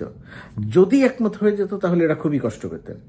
এখনও যে একমত হতে পারবে না, এখনও যে সামনে সংকট থাকবে, বিষয়টি মোটেই তা নয়। কোনো না কোনো প্রক্রিয়াতে একটি সমাধানের জায়গা আসবে এবং তার মধ্য দিয়ে তারা যে উৎফুল্ল হচ্ছে সেরকম অবস্থা থাকবে না। কিন্তু তারা একটা অরাজকতা দেখতে চায়। তো সেই অরাজকতা দেখতে চাওয়ার কারণে তারা প্রতিনিয়তই চিন্তায় থাকে যে কোন কোন দিক দিয়ে সমস্যা তৈরি হয়। যখনই সমাধানের একটা দিকে যাওয়া হয় তখন আর তাদের মাথা ঠিক থাকে না, তখন তারা নানা রকমের কথা বলতে থাকে এবং সেই বলতে থাকা থেকে শুরু করে নির্বাচন হবে কি হবে না, ডক্টর ইউনূস নির্বাচন দেবেন কি না, ইত্যাদি ইত্যাদি বিষয়গুলো তারা সামনে আনেন। ধরুন তারা বলছেন, যারা বলছেন যে আওয়ামী লীগ ছাড়া নির্বাচন গ্রহণযোগ্য হবে না, আওয়ামী লীগকে নির্বাচনে অংশ নেওয়ার সুযোগ দিতে হবে, আওয়ামী লীগ বড় দল, আওয়ামী লীগ ভোট আছে, আওয়ামী লীগের ভোটাররা যদি ভোট দিতে না যায় তাহলে খুব কম সংখ্যক মানুষ ভোট দিবে, ইত্যাদি ইত্যাদি। এইগুলো হচ্ছে অপ্রাসঙ্গিক আলোচনা। অপ্রাসঙ্গিক আলোচনা মানে কি? মানেটা হচ্ছে ভোটের ইকুয়েশন সেই 2009 সালে যা ছিল এখন আর সেরকম নাই। 2009 সালের, আমি অনেকবার বলেছি, 2009 সালের পরে যারা এবার প্রথমবার ভোট দিবে, 14তে দেয়নি, 18তে দেয়নি, 24-এ দেয়নি মানে দিতে পারেনি, এরকম ভোটারের সংখ্যা প্রায় 48%, তাদের সবাই ভোট দিবে। এবং এদের মধ্যে ওই ভোটের ইকুয়েশন আওয়ামী লীগ কত শতাংশ, অমুকে কত শতাংশ, সেই সমস্ত ইকুয়েশন কোনোভাবেই এইখানে সেটা কাজ করবে না। সুতরাং এই যে ভোটের যে তত্ত্ব দেয়া হচ্ছে সেটা ঠিক নয়, প্রথমত। দ্বিতীয়ত কথা, ধরুন তাদের কথা অনুযায়ী আওয়ামী লীগকে নির্বাচনে অংশ নেওয়ার সুযোগ দেওয়া হবে, কিভাবে সম্ভব সেটা? সরকার কি করবে? নির্বাচন কমিশন কি করবে? নির্বাচন কমিশন আইন করে দিবে যে আওয়ামী লীগের শেখ হাসিনা সহ যাদের বিরুদ্ধে গণহত্যার মামলা চলছে, মানবতা বিরোধী অপরাধের মামলা চলছে, এই সমস্ত কোনো মামলা চলতে পারবে না। এটা এই আমাদের টকশো আলোচকরা সেটা চান যে না, শেখ হাসিনার নামে কোনো মামলা চলতে পারবে না, আওয়ামী লীগের নেতাদের নামে কোনো মামলা চলতে পারবে না, কোনো মামলা দেওয়া যাবে না, তাদেরকে নির্বাচনে অংশ নেওয়ার সুযোগ দিতে হবে। সম্ভবত তাদের বক্তব্য এটা যে যারা লক্ষ লক্ষ কোটি টাকা লুটপাট করেছে, পাচার করেছে, সেটার মামলা করা যাবে না। 1,500 থেকে 2,000 মানুষ হত্যা করেছে, সেটার মামলা করা যাবে না, বিচার করা যাবে না। গুম করেছে 500, 700, 1,000, 1,500 মানুষকে, সেটার মামলা করা যাবে না, তদন্ত করা যাবে না, বিচার করা যাবে না। 20-30 হাজার মানুষকে আহত করেছে, 500-600 মানুষকে অন্ধ করেছে, সেই সমস্ত জায়গায় কোনো মামলা হতে পারবে না।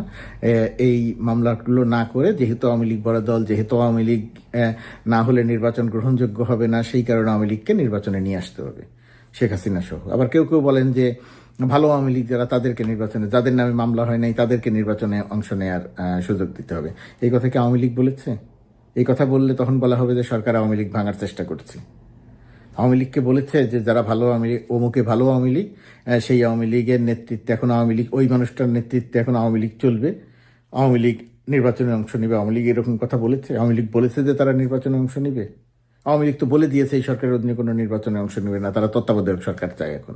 তাহলে কি এখন আবার একটা আওয়ামী লীগের জন্য আর একটা তত্ত্বাবধায়ক সরকার গঠন করতে হবে? ইত্যাদি ইত্যাদি। তাদের একটার সঙ্গে আরেকটা কথা মেলাতে পারবেন না।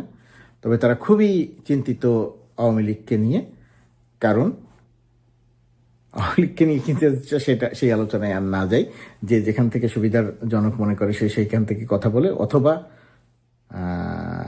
ভিউ বাণিজ্যের জন্য কথা বলে থাকতে পারে, অথবা বিরোধিতা করলে, বাংলাদেশের রাজনীতিতে বিরোধিতা করলে তার পক্ষে এক ধরনের সমর্থন পাওয়া যায়, সেটা একটা কারণ হতে পারে। অথবা এখন যেহেতু যে কাউকে যে কোনো কিছু বলে আলোচনা বা সমালোচনা করা যায়, কাউকে কোনো জবাবদিহি করতে হয় না, সেই সুযোগ নিয়ে তাদের যা মনে আসছে সেই কথাগুলোই হয়তো বলার চেষ্টা করছে। তবে যা কিছুই বলুন না কেন, এদেশে একটি সুষ্ঠু গ্রহণযোগ্য নির্বাচন হবে ফেব্রুয়ারিতে, এবং সেই নির্বাচনে আওয়ামী লীগের নির্বাচনে অংশ নেওয়ার কোনো সম্ভাবনা নেই, সুযোগই নেই। আওয়ামী লীগ এখনও মানুষ হত্যা করতে চায়। আওয়ামী লীগ যে মানুষ হত্যা করে গেছে সেই হত্যাকাণ্ডের বিচার চলছে, বিচার হবে, শাস্তি হবে, দেশে ফিরিয়ে আনার চেষ্টা করা হবে। তারপরে গিয়ে পরে যদি আওয়ামী লীগ থাকে তো তখন বিবেচনা করা হবে যে তারা নির্বাচনে অংশ নেবে কি নেবে না।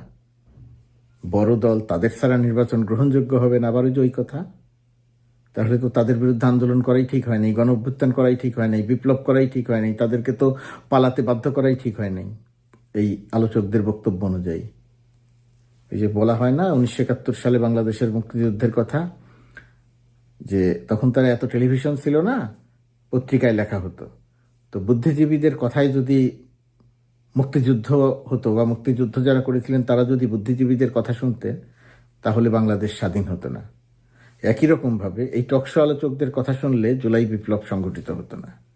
জুলাই বিপ্লব হয়েছে, কোনো বিপ্লবেই পুরোপুরিভাবে বাস্তবায়ন হয় না, সব আশা পূরণ হয় না, কিছু কিছু আশা পূরণ হয়। এবারও কিছু কিছু হবে, আগামীতে আরও কিছু কিছু হবে। নির্বাচিত সরকার এসে চেষ্টা করবে করতে, আরও ভালো করে করতে। একেবারেই কিছুই হলো না। হ্যাঁ, ভাবা যায় ব্যাংক লুটকে যদি, ব্যাংক লুট শেখ হাসিনার সময় অবাধ ছিল, এখন সেটা হয় না, এটাকে যদি আপনি কোনো কারণ বলতে না চান, কিছুই হয় নাই বলতে চান, তো বলতে পারেন। অর্থনীতি একটি স্থিতিশীল অবস্থায় আছে, সেটাকে যদি আপনার মনে হয় যে না এটা ঠিক হলো না, বলতে পারেন। রিজার্ভ একটা শক্ত অবস্থানে আছে, রেমিটেন্স পাঠায় আমাদের প্রবাসী যোদ্ধারা, রেমিটেন্স যোদ্ধারা, এটাকে যদি আপনি কিছুই মনে না করেন, মনে নাই করতে পারেন, সেটা তো আপনার স্বাধীনতা আছে। কিছু করবো, এটি আমার বক্তব্য, কিন্তু আমি যার দ্বারা অনুপ্রাণিত হয়েছি তিনি দেশের একজন নামকরা সাংবাদিক, জনাব মাহবুব কামাল, যুগান্তরে চাকরি করছেন, এবং আমারই মতন তিনি বিভিন্ন টেলিভিশন টক শোতে পরিচিত মুখ। অনেক গুরুত্বপূর্ণ কথাবার্তা বলেন এবং টু দ্য পয়েন্টে। তার কথার ভিতরে অনেক দার্শনিকতা থাকে, সস্তা কোনো কথা নয়। তাই নিয়ে সাংবাদিকতা করার আগে রাজনীতি করেছেন, জাসদ রাজনীতির সঙ্গে জড়িত ছিলেন। ফলে তার যে বক্তব্য, সেই বক্তব্যের মধ্যে যেমন তার সাংবাদিকতার অভিজ্ঞতা রয়েছে, তার সঙ্গে সঙ্গে রাজনীতির অভিজ্ঞতা রয়েছে। কাজেই তার এই বক্তব্যকে ধারণ করা, প্রমোট করা, দেখা গেল আমাদের মতো একজন যারা বক্তা আছেন অনেক ক্ষেত্রে এটা সহায়ক হিসেবে কাজ করে। তো এই ভদ্রলোক অতি সম্প্রতি একটি পত্রিকার অনলাইন ভার্সন বা মাল্টিমিডিয়া সেকশন, নামকরা পত্রিকা কালের কণ্ঠ, দৈনিক কালের কণ্ঠের মাল্টিমিডিয়া সেকশন, এখানে তিনি একটি বক্তব্য দিয়েছেন। এখানে একটা কথা বলা আবশ্যক যে পত্রিকাগুলোর দুটো ভাগ থাকে, একটা হলো প্রিন্টার্স লাইন, প্রিন্টিং। তো প্রিন্টিংয়ে হয়তো এখানে 1 নম্বরে বাংলাদেশ প্রতিদিন আছে, 2 নম্বরে আছে সেই প্রথম আলো, 3 নম্বর হয়তো কালের কণ্ঠ, যুগান্তর বা সমকাল, এইগুলো এই 3টা পত্রিকার মধ্যে যে কোনো একটা। কিন্তু অনলাইনে কালের কণ্ঠ বাংলাদেশের 1 নম্বর, এবং তাদের যত ভিউ আছে, যত লোক অনলাইনে কালের কণ্ঠের ফটোকার্ড দেখে, তাদের ভিডিও দেখে, তাদের নিউজ দেখে, এক্ষেত্রে বাংলাদেশে কোনো পত্রিকা তো নয়ই, এমনকি কোনো টেলিভিশনও তাদের ধারে কাছে নেই। তাদের যে কোনো ভিডিও বাংলাদেশের মূলধারার টেলিভিশনগুলোর চাইতে বেশি ভিউ হয়। তো সেক্ষেত্রে জনাব মাহবুব কামালের যে ক্লিপটি আমার দৃষ্টি আকর্ষণ করেছে, ওটা এরকম একটা ভাইরাল, মানে সেটা শত শত হাজার হাজার লক্ষ লক্ষ মানুষ এটাকে আবার ভাইরাল করে দিয়েছে শেয়ার করে। তো তিনি সেখানে বলেছেন যে লিখে রাখেন, এবং এটাই যে বিএনপি যে মনোনয়ন ঘোষণার বোধহয় সপ্তাহখানেক আগে তিনি এই কথাগুলো বলেছেন, এবং তার সঙ্গে বিএনপি নেতা জনাব ফজলুর রহমান সাহেবও সেই অনুষ্ঠানে ছিলেন। তো তিনি বলছেন যে খুব দ্রুত অস্ত্র উদ্ধার করার জন্য আইন শৃঙ্খলা রক্ষাকারী বাহিনী তারা তৎপর হবেন, এবং এটা যে তারা অপারেশন চালাবেন, এটা অপারেশন সেই আগের সেই ক্লিন হার্টের মতো। এবং সেখানে বিএনপির যারা নেতাকর্মী রয়েছেন, যাদের বিরুদ্ধে চাঁদাবাজি, দখল, তারপরে শেষে মাস্তানি ইত্যাদির যে অভিযোগগুলো আছে সারা বাংলাদেশে প্রত্যেকটা ইউনিয়নে, ওয়ার্ডে, এর পরিপূর্ণ তালিকা গত 14 মাস বসে বসে আইনশৃঙ্খলা রক্ষাকারী বাহিনী আমরা দেখেছি তারা তাকিয়ে আছে, ডিউটি পালন করছে না। অনেক ক্ষেত্রে তাদেরকে দেখলে ভুয়া ভুয়া বলা হচ্ছে, তারা মুচকি হাঁটছেন, অনেক ক্ষেত্রে তারা দৌড়ে গাড়িতে উঠছেন।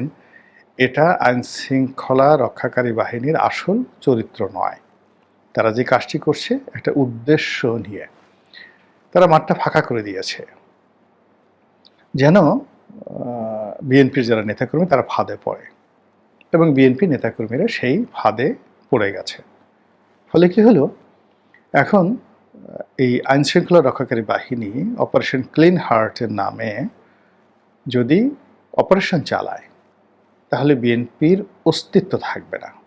এবং এই কাজটি করা হচ্ছে বা হবে যে ম্যাটিকুলাস ডিজাইন অনুযায়ী বর্তমান সরকার ক্ষমতায় এসেছে, সেই ম্যাটিকুলাস ডিজাইনের অংশ হিসেবে, এতে কোনো সন্দেহ নাই। আমি এতটুকুই শুনেছি, এর বাইরে হয়তো তিনি প্লাস মাইনাস অনেক কথা বলেছেন। আমি নিজেও গত সেই 14 মাস ধরে নানা রকম আশঙ্কা করছি। আমার কাছে কোনো অবস্থাতেই মানে বিশ্বাসযোগ্য মনে হচ্ছে না বা বাস্তব মনে হচ্ছে না। সারা বাংলাদেশে মিলিটারির যারা সদস্য রয়েছেন, সেনাবাহিনীর সদস্য রয়েছেন, তারা ম্যাজিস্ট্রেসি পাওয়ার নিয়ে ফিল্ডে আছেন। ধরুন ঢাকা শহরে অনেক ক্ষেত্রে এনসিপির কিছু লোকজন বা কিছু শ্রমিক আন্দোলন এর ক্ষেত্রে শ্রমিক কর্মচারীরা সেখানে অবাধ্য হয়ে ওঠে এবং সেনাবাহিনীকে পাত্তা দেয় না। কিন্তু 99% ক্ষেত্রে গ্রাম অঞ্চলে সেনাবাহিনীর সামনে দাঁড়ানোর মতো শক্তি সিভিল অ্যাডমিনিস্ট্রেশনের নেই, পুলিশের নেই, এবং জনগণের তো প্রশ্নই আসে না। তারা যদি খালি একটা হাঁক দেয়, একটা ডাক দেয়, মুহূর্তের মধ্যে তছনছ হয়ে যাবে সব কিছু। গোকরা সাপ আপনাকে কামড় দিতে হবে না, আপনার সামনে ফনাটা তুলি যথেষ্ট, আর ফুস করার সাথে সাথে আপনার টুস হয়ে যাবে, কাপড় চোপড় নষ্ট হয়ে যাবে। কামড় দেওয়ার দরকার হবে না, দাঁড়িয়ে খালি আপনাকে একা দাঁড় করা হবে একটা রুমের মধ্যে, ও ফনাটা তুলবে আরই করবে। সেনাবাহিনীর একই অবস্থা, ওই অস্ত্র কাঁধে নিয়ে আপনার সামনে গিয়ে শুধু দাঁড়াবে, চোখের দিকে চোখ তুলে খালি বলবে আপনার নাম কি, পরিচয় কি, মুহূর্তের মধ্যে খবর হয়ে যাবে। তো এই জিনিসটি থাকার পরেও, আর যেখানে তারা ঐতিহাসিক একটা ম্যান্ডেট পেয়েছে, ম্যাজিস্ট্রেসি পাওয়ার পেয়েছে, গুলি করার ক্ষমতা পেয়েছে, জেল দেওয়ার ক্ষমতা পেয়েছে, এই জিনিসগুলো কেন তারা টেম্পো স্ট্যান্ডে, কারণ বাজারে, পথে ঘাটে মাঠে, গরুর হাটে, গাবতলিতে এই শক্তিমত্তাটা কেন তারা প্রদর্শন করছেন না? এক। 2 নম্বর হলো যে তারা অনেক দৃশ্য তাকিয়ে তাকিয়ে দেখছেন, তাদের চোখের সামনে অনেক ঘটনা ঘটছে, এবং বিএনপির নেতাকর্মী বলেন, বিএনপির নেতাকর্মীর নাম ধরে বলেন, নাম ধারণ করে বলেন, বিএনপিকে বিক্রি করে বলেন, বা আওয়ামী লীগের লোকজন বহুল পাল্টে নতুন বিএনপি হয়ে বিএনপির কিছু লোকজন জামাতের লোকজন নিয়ে সারা বাংলাদেশে যে সকল ঘটনা ঘটাচ্ছে, সেগুলো ইচ্ছে করলেই কিন্তু নিয়ন্ত্রণে আনা যেত। আর নিয়ন্ত্রণে না আনার কারণে বিএনপির যে সর্বনাশ হয়েছে, সেই সর্বনাশ থেকে রক্ষা পাওয়ার জন্য বিএনপির আসলে কোনো হাতিয়ারই নেই, কোনো ওয়ে নেই, সে অসহায় হয়ে পড়েছে। মানে শুধু চেয়ে চেয়ে দেখলাম তুমি চলে গেলে, এরকম, মানে বিএনপি যারা শীর্ষ নেতৃবৃন্দ তারা 8,000-এর মতো নেতাকর্মীকে বহিষ্কার করেছে। সো হোয়াট, 8,000 তো দূরের কথা, মানে 8 লাখ বহিষ্কার করলেও তো যারা অপকর্ম করবে তাদের কিছু আসে যায় না। তারা তো 15 বছর 20 বছর যাবৎ অভুক্ত আছে এবং তারা জানে তারা মন্ত্রী হবে না, এমপি হবে না, কিচ্ছুই হবে না। তো এই সময়টাকে ব্যবহার করে যদি সারা জীবন এই 20 বছরে তাদের যে লস হয়েছে এটা পুষিয়ে নিয়ে আরও 20 বছর বসে খাওয়ার মতো সুযোগ তারা পায়, কেন তারা এই কাজটা করবে না বলেন তো? অবশ্যই তারা করবে। এবং যারা এই কাজগুলো করছে তাদের কাছে জেলে যাওয়া, মামলার আসামি হওয়া, তারপরে পুলিশের পিটুনি খাওয়া, প্রতিপক্ষ, রাজনৈতিক প্রতিপক্ষ তাদের কিলগুতো খাওয়া, এগুলো তাদের কাছে ডাল ভাত। কাজেই তারা তাদের মতো কাজ করে যাচ্ছে এবং এই কাজকর্মের ফলে পুরো বিএনপি মাহরুম হয়ে পড়েছে, অসহায় হয়ে পড়েছে। বিএনপির তো সব লোক মন্দ না, বিএনপির মধ্যে অনেক ভালো মানুষ আছে, বাস্তব অবস্থা বুঝেন, এরকম অনেক লোক আছে, কিন্তু পুরো বিএনপির শীর্ষ নেতৃত্ব যারা ইতিবাচক চিন্তা করেন তারা অনেকটা অসহায় হয়ে পড়েছেন, মাহরুম হয়ে পড়েছেন। আর এই অবস্থাটা যে তৈরি হয়েছে মাহবুব কামালের মতে এটি ম্যাটিকুলাস ডিজাইনের অংশ হিসেবে করা হয়েছে। কেন করা হয়েছে? এখন আপনি চিন্তা করুন যে জামাত এবং বিএনপি এই দুটো মূলত রাজনৈতিক দল, শক্তিশালী। আর এনসিপি এটা কোনো রাজনৈতিক দল নয়, এখানে একটা তারুণ্য কাজ করছে, আবেগ কাজ করছে, একটা উদ্দীপনা কাজ করছে। ধরুন এই তিনটি দল, এর মধ্যে বিএনপি এবং জামাতের যে রাজনৈতিক মেধা, যোগ্যতা, শক্তি, সাহস অলমোস্ট 50%, অর্ধেকটা নষ্ট করে দিয়েছে আওয়ামী লীগ 15 বছরে। জেল দ্বারা, জুলুম দ্বারা, অত্যাচার দ্বারা, মেরুদণ্ড বলে কোনো কিছু আওয়ামী লীগ যতটুকু চেষ্টা করেছে রাখার, মানে থাকবে মেরুদণ্ড, এই মানে আশঙ্কা তারা আর রাখেনি। যে যাকে যেভাবে পারছে অপমান করে, জেলে নিয়ে, মার দিয়ে, মামলা দিয়ে, মোকদ্দমা দিয়ে, ধাওয়া দিয়ে, আর্থিকভাবে ক্ষতি করে রাজনৈতিক অঙ্গনের যত মেধা এবং যত শ্রম সব নষ্ট করে গেছে অর্ধেকটা আওয়ামী লীগ। এখন এই লোকগুলো, একটা দুর্বল শরীর, আপনি চিন্তা করেন যে আপনার 1 মণ বোঝা বহন করার ক্ষমতা ছিল কোনো একটা সময়, তো এখন দেখা গেল যে রোগক্রান্ত হয়ে ঘাড়ে ব্যথা, মাচা ব্যথা, এখন আপনি আসলে 20 কেজি ভার বহন করতে পারেন। কিন্তু এমন একটা পরিস্থিতি আসলো যেখানে আপনার ধারণ ক্ষমতা আছে 1 মণ, মানে 40 কেজি, কিন্তু আপনার শরীরের সক্ষমতা এখন 20 কেজি, কিন্তু আপনার মাথায় চাপিয়ে দেওয়া হলো 50 কেজি বা 60 কেজি। দায়িত্ব বলেন, কর্তব্য বলেন, ভার বলেন, যা কিছু বলেন চাপিয়ে দেওয়া হলো। কি হবে? আপনি মরে যাবেন, আপনি আরও অসুস্থ হয়ে পড়বেন। বিএনপির অবস্থা, জামাতের অবস্থা ঠিক তদ্রূপ হয়েছে। মানে আওয়ামী লীগের অবর্তমানে তাদের উপর যে চাপ তৈরি হয়েছে, যেভাবে বাঁধ ভাঙা জোয়ারের মতো অপরচুনিটিগুলো চলে আসছে, যে সমস্ত কর্পোরেট অফিসগুলো যাদের মালিকের সঙ্গে তারা দেখা করা তো দূরের কথা, তাদের ম্যানেজার লেভেলের লোকের সঙ্গে কথা বলতে পারতেন না, পরিস্থিতি এমন হয়ে গেছে সেই মালিকরা এখন এই জামাত এবং বিএনপি সেই নেতাদের পিছিয়ে পিছিয়ে ঘুরছেন, তাদের দয়া দাক্ষিণ্য তারা কামনা করছেন। এর ফলে কি হলো, ওটার যে তাপ এবং চাপ, ভার, ওটা বহন করতে পারছে না। ফলে যে লোক কোনোদিন মার্সিডিজ গাড়িতে চড়েনি সে লাফ দিয়ে হেলিকপ্টারে চড়ে বসলো, যে লোক কোনোদিন যাকে বলা হয় হুন্ডায় চড়তে পারেননি তিনিও দেখা গেল প্রাডো, তারপর ল্যান্ড ক্রুজার গাড়িতে চড়ে ঘুরে বেড়াচ্ছেন। যে লোক গত 15 বছরে ঠিকমতো একটা জামা কাপড় করতে পারেননি তিনি এখন ইটন, তারপর ডানহিল, ক্যানালি, এই সমস্ত ব্র্যান্ডের গেঞ্জি, শার্ট, কোট, প্যান্ট এগুলো পরে বেড়াচ্ছেন। আর বিদেশ থেকে দামি দামি জুতা, সেই মরিচি, বালি, এই সমস্ত জুতা আনার চেষ্টা করছেন এবং অনেকে ইতিমধ্যে জুতো নিয়েও আসছেন। এই জন্য মানে ইলেকশন করতে হবে, এমপি হতে হবে, মন্ত্রী হতে হবে, ভালো পোশাক আশাক না থাকলে হবে। এই কাজগুলো, এগুলো এজ এ হোল বিএনপির একটা ভার তৈরি করে ফেলেছে। আর এই ভারের ফলে বিএনপি মূলত ভারসাম্যহীন হয়ে পড়েছে। ধানের শীষ ঠিকমতো দুলছে না, দাঁড়িপাল্লা ঠিকমতো ঝুঁকছে না, বাটখারা ঠিক আছে তো মাল সামানা ঠিক নেই। তো এইরকম একটি অবস্থার মধ্যে যখন আপনাকে মানে অভুক্ত রেখে, অনেক দিন অভুক্ত রেখে যখন আপনার সামনে খাবার দেওয়া হয়, আপনাকে অনেক দিন তৃষ্ণার্ত রেখে আপনার সামনে যখন পানীয় দেওয়া হয়, সব মানুষ যে ভুল করে, আমাদের রাজনৈতিক দলের নেতা এবং কর্মী তারা সেই ভুলগুলো করছে। এবং এরকম একটা অবস্থায় যখন পড়ে মানুষ যখন মানে যাকে বলা হয় পরীক্ষার মধ্যে পড়ে, তখন নেতার কথা কেউ শোনে না। আপনারা জানেন যে ওই এরকম একটা বিপদের মধ্যে বা এরকম একটা পরীক্ষার মধ্যে আল্লাহ বনী ইসরাইল জাতিকে ফেলেছিলেন ওই যে তালুত এবং জালুতের ঘটনায়। তো যখন দাউদ আলাইহিস সালামের শ্বশুর তালুতকে আল্লাহ নবী বানালেন, তার নেতৃত্বে যুদ্ধ করতে যাচ্ছিল জালুতের বিরুদ্ধে, বহুদূর পথ মরুভূমির মধ্যে অতিক্রম করে সামনে একটা নদী পড়ল। আল্লাহ নিষেধ করলেন যে এই নদীর পানি তোমরা পান করবে না, কিন্তু মানুষ সেটা মানতে পারল না। তার তৃষ্ণা এবং তার লোভ, তার কামনা বাসনা তাকে ওই নদীর পানি চলে গেল, ফলে বেশিরভাগ মানুষ নদীর পানি খেয়ে মারা গেল। এখন একই অবস্থা হয়ে গেছে, যারা অভুক্ত ছিল, টাকা পয়সা, ধন সম্পদ, ক্ষমতা, এগুলো সব পেয়ে পাগল হয়ে গেল। ডিসি নিয়োগ করা থেকে শুরু করে মানে যে সমস্ত লোক দুর্নীতির সামনে এগিয়ে এলো, এগুলো মানে গত 15 বছর যাওয়ার পরে সবাই অভুক্ত ছিল। এবং এই কাজগুলো করা হয়েছে ম্যাটিকুলাসলি, ধরার জন্য, হলকম চেপে ধরার জন্য, শাস্তি দেওয়ার জন্য। এবং সেই ফিল্ড, সেই গ্রাউন্ড ওয়ার্ক 100% করা হয়ে গেছে।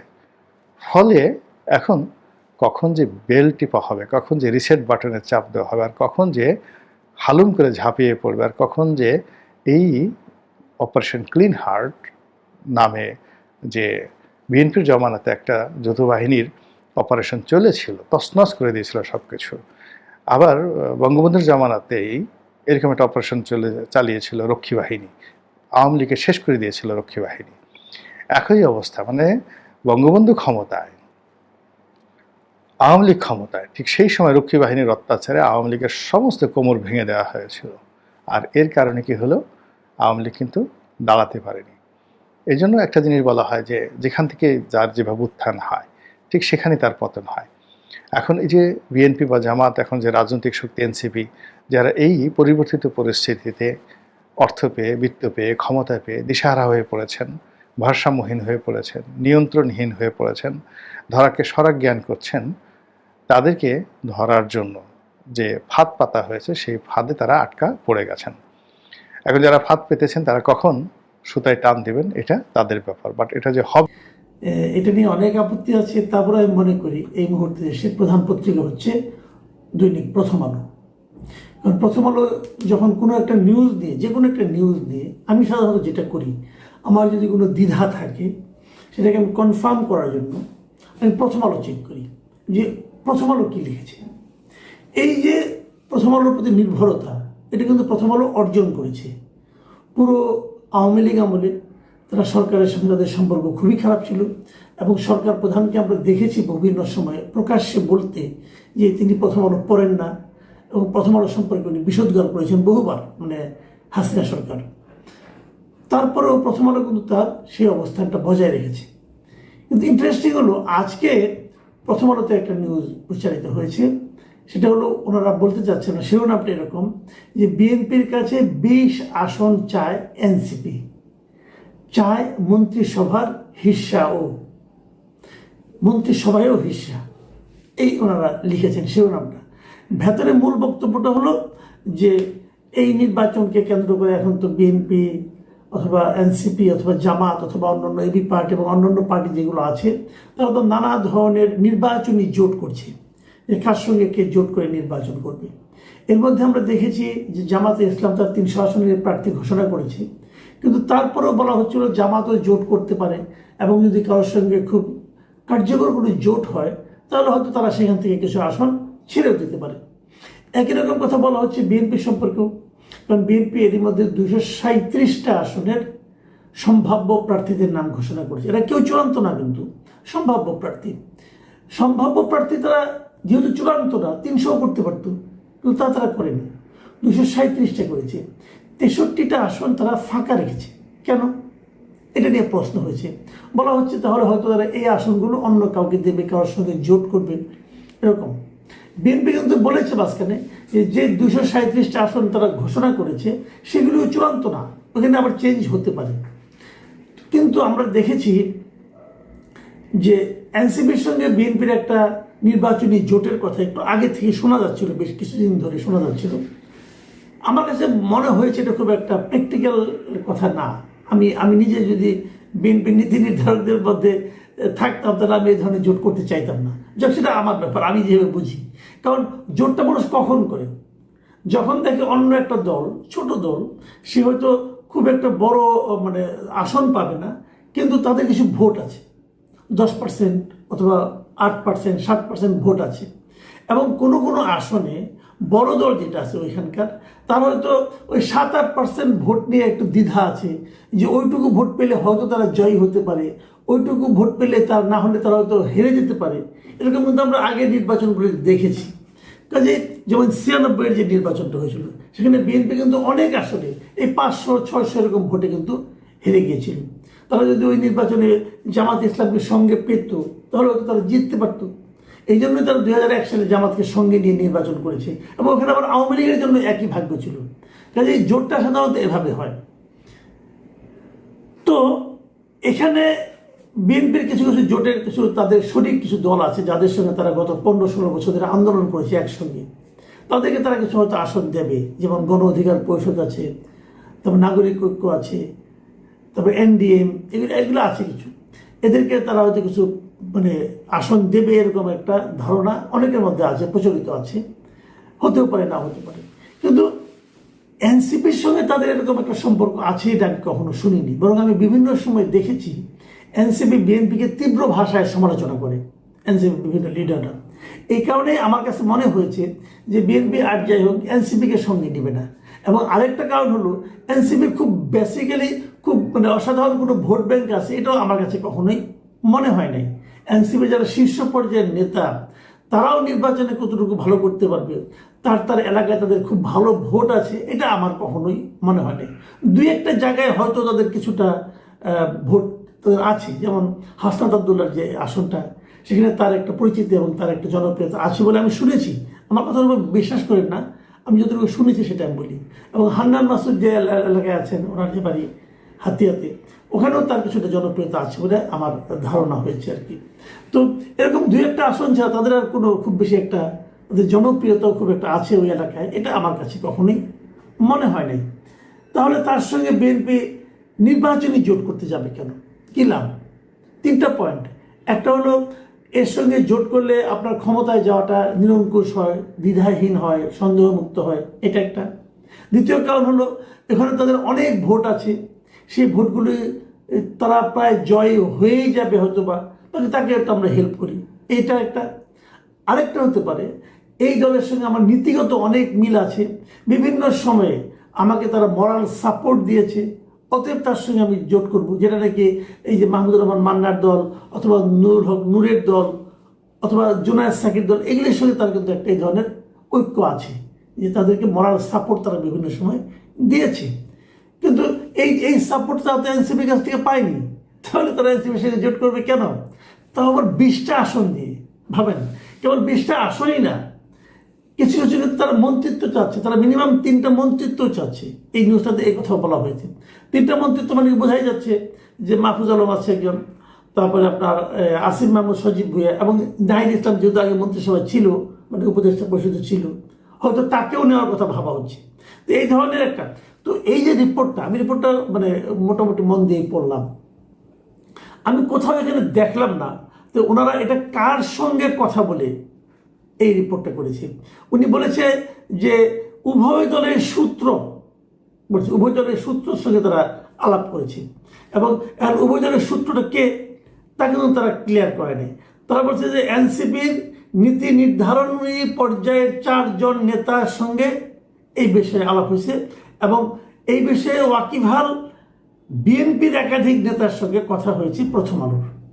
তার মানে এনসিপির 4 জন লিডার এবং বিএনপির একাধিক নেতার সঙ্গে তারা আলাপ করছে, এবং সেই আলাপে তারা এই সিদ্ধান্তে পৌঁছে যাবে, রিপোর্টটা করেছে যে তারা এনসিপি 20টা, বিএনপির কাছ থেকে 20টা আসন চায়, যে আমাদের ঢাকার থেকে হবে 4 জন, এবং তাদেরকে কমপক্ষে 3টা মন্ত্রিত্ব দিতে হবে, কারণ তা না হলে তারা নির্বাচনের পর তাদের তো একজনের সেফটি লাগবে, সেই সেফ গার্ড হিসেবে তারা সেটাও চায়। এবং এখানে রিপোর্টে আরও বলা হয়েছে যে তারা জামাতের সঙ্গে যেতে আগ্রহী না, কারণ তারা দক্ষিণপন্থী, চরম দক্ষিণপন্থী দল হিসেবে নিজেদেরকে পরিচয় দিতে চায় না। তারা চায় তারা মধ্যপন্থা দল, এবং বিএনপি যেহেতু মধ্যপন্থা দল, অতএব তাদের সঙ্গে আতাত করলে, জোট করলে তাদের জন্য বেশ মানে সুখকর হবে। মূলত এই কথা। এইখানে একটা ইঙ্গিত আছে যে কেন তারা এই রিপোর্টটা মানুষের কাছে বিশ্বাসযোগ্য করে তোলার জন্য একটা কথা বলা হয়েছে। সেই কথাটা কি, যে নির্বাচনী জোট এবং সমঝোতা নিয়ে এই মাসের 2 তারিখে মানে নভেম্বরের 2 তারিখে এক সংবাদ সম্মেলনে এনসিপির আহ্বায়ক নাহিদ ইসলাম বলেছিলেন যে আমাদের মৌলিক দাবিগুলোর সঙ্গে যারা কাছাকাছি আছে এরকম দলের সঙ্গে আমাদের যদি ঐক্যবদ্ধ হতে হয় বা কোনো ধরনের সমঝোতায় যেতে হয় তাহলে সেটা আমরা বিবেচনায় রাখবো। এই যে কথাটা 2 তারিখে বলেছেন, আমার ধারণা এই রিপোর্টার সাহেব এইটাকে কেন্দ্র করে তার চিন্তার কল্পনার পাখাগুলি মেলেছেন আমার ধারণা। আর আমি কল্পনার কথাটা বললাম কেন সেটা আমি বলছি একটু পরে। সেটা হলো গিয়ে হয়তো অনেকে আপনারা বলতে পারেন যে এই জোটের কথা তারা যে বলছে প্রায় সকল আসনেই তো বিএনপি মনোনয়ন দিয়ে দিয়েছে তাদের, যেমন হাসনাত আবদুল্লাহর আসন অথবা আপনার হান্নান মাসুদের আসন অথবা নাসিরুদ্দিন পাটোয়ারির আসন, এগুলি সবগুলি তো তারা দিয়ে দিয়েছে। তাহলে এখন কি হবে? এই রিপোর্টে এমনও বলা হয়েছে দেওয়া হলেও পরে সেগুলো আবার উল্টো করা হতে পারে, এই ধরনের একটা সম্ভাবনার কথা বলা হয়েছে। পুরো রিপোর্টে মাত্র একজন লোককে কোট করা হয়েছে, শেষে দিয়ে সেটা পাবেন আপনারা। সেখানে হলো যে এনসিপির যুগ্ম আহ্বায়ক মনিরা শারমিনকে এই রিপোর্টার ধরতে পেয়েছেন এবং তিনি প্রথম আলোকে বলেছেন যে এই মুহূর্তে নির্বাচনী জোট নিয়ে তারা কোনো চিন্তা ভাবনা করছেন না, স্ট্রেট কথা কিন্তু।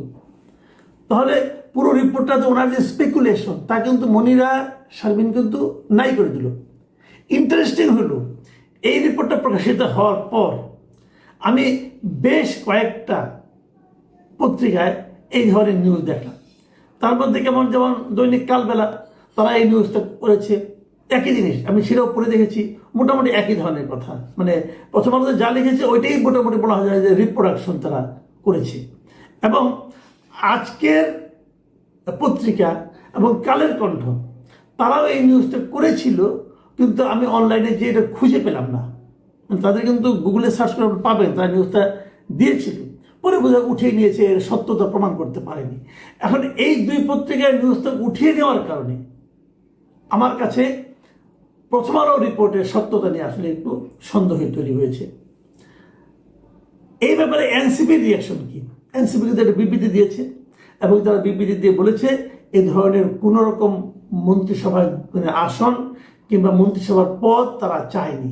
এই সংবাদটা পুরোপুরি বিভ্রান্তিকর এবং বিভ্রান্তিকর এই বিবৃতিটা, এই প্রতিবাদ, এটা আপনার ওনাদের যে বিবৃতি, অফিসিয়াল বিবৃতি, এটা একাধিক মিডিয়াতে প্রচারিত হয়েছে। আমার কাছে ইন্টারেস্টিং একটা পয়েন্ট আছে, সে পয়েন্টটা হলো যে এই ব্যাপারে এনসিপির যিনি মানে একজন শীর্ষস্থানীয় নেতা, মুখ্য সমন্বয়ক নাসিরুদ্দিন পাটোয়ারি, তাকে সাংবাদিকরা জিজ্ঞেস করলে তিনি খুব চমৎকার একটা কথা বলেছেন। এটা আমাদের রস আছে বাট ইন্টারেস্টিং। তিনি বলেছেন 20টা সিট ও 3 জনের মন্ত্রিত্ব দেওয়ার বিষয় নিয়ে প্রথম আলোর প্রকাশিত খবর মিথ্যা। দেশের সংকটকালে আগুনে ঘি ঢেলে দেয় প্রথম আলো।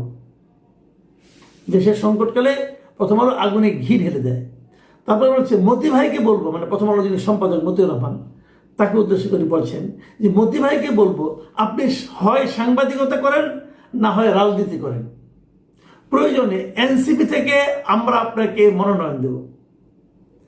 দেখেন, নাসিরুদ্দিন পাটোয়ারি অনেক সময় অনেক কথা বলেন, উল্টাপাল্টা কথাও বলেন, আক্রমণাত্মক কথা বলেন, হাস্যরস তৈরি হতে পারে এমন কথাও বলেন, কিন্তু ওনার এবারে যে কথাটা, এই কথাটাকে কিন্তু আমি খুব সিরিয়াসলি নিয়েছি এই কারণে উনি কিন্তু মতিউর রহমানের মতো একজন সাংবাদিককে রসিকতার ছলে বলেছেন যে একজন সম্পাদক হিসাবে আপনার করণীয়টা কি। এবং আমিও বলবো জনাব মতিউর রহমান, আপনি সম্পাদক হিসাবে কিন্তু এখানে সেন্সিবল কোনো আচরণ করতে পারেন নাই।